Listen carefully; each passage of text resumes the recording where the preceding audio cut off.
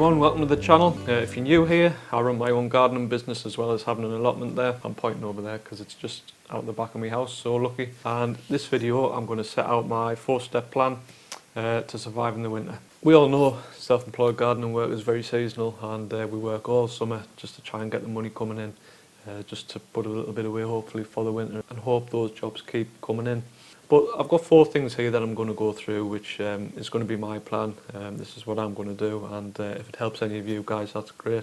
But also, if you could just pop your own little plans and things that you do just to help you out, then that would be great, because I'm always looking to learn new things from people. So if you could do that, thanks very much.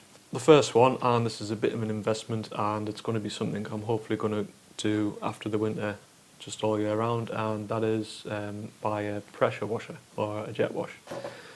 Now, I haven't bought one yet, so if you do have one, then I want a proper petrol one, not the electric ones. If you can just put down your sort of make or model number and things, just so I can check them out, just because I'm in the process of just googling bits and pieces now, and I've got my first driveway clean booked in for October.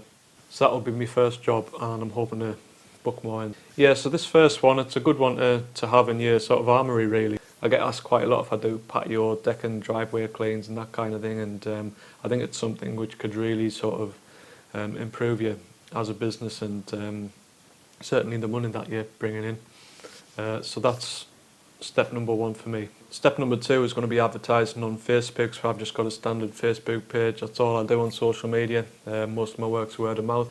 But I'll be putting posts on there, and they're all going to be your autumn, your winter based themes.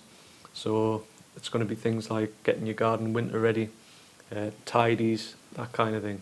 So ideally you want to start this in sort of August to September, ready for obviously the winter months.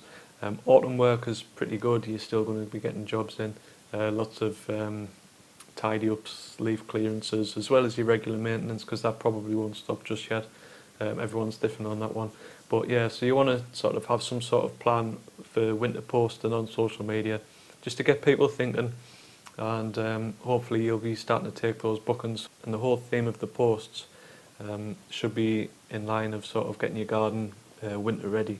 So point number 3 is upselling. So what I mean by upselling is the gardens where you might only cut the grass, but they might have hedges and things. Now I've got one here, so it's a garden that I do every fortnight, and I charge £20, so it's a job that I'm in and out in half an hour.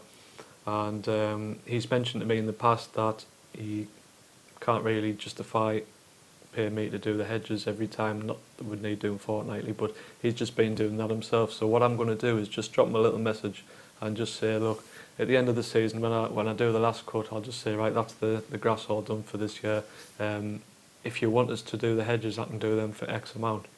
Now, this is what I'll be doing on all the gardens that I don't do a full maintenance package on. So it's basically upselling. So if you're in a garden and you might not be doing everything for whatever reason, you can always just message the customer and just say, look, finished for the season now, but do you want us to do this? Now, there's another garden that it is a full maintenance package, kind of, but it's the grass, the hedges, and a little bit of trimming and stuff. But they've got I haven't taken a picture, so it's hard to explain really, but they've got lots of walkways and paths, and with lots of moss and things. So I'm just going to drop a little message into them just saying, do you want us to spend an hour or two just getting all the moss up and just making all the pathways all nice and tight? Because they specifically said don't do that, by the way.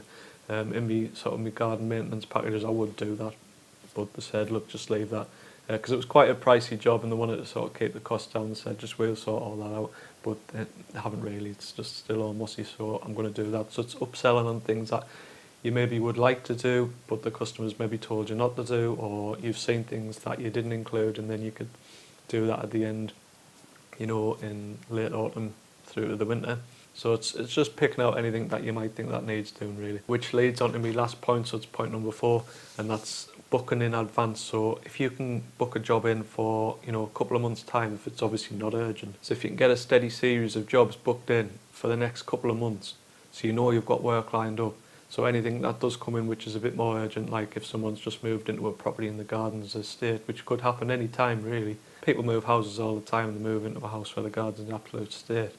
So if you try and book in as far advanced as possible, but making sure that's okay with the customer, because you don't want them to be put off, if they want something doing a little bit quicker. So it's just about communicating with the customer. But that's sort of my final point in terms of really trying to secure work for the next couple of months. You can also do things like gutter cleans, bin cleans, window cleans, that type of thing. I'm not going to be doing that, but obviously, you can do that quite easily. I think you've probably got all the necessary equipment, and that could be just a little way to get extra income in.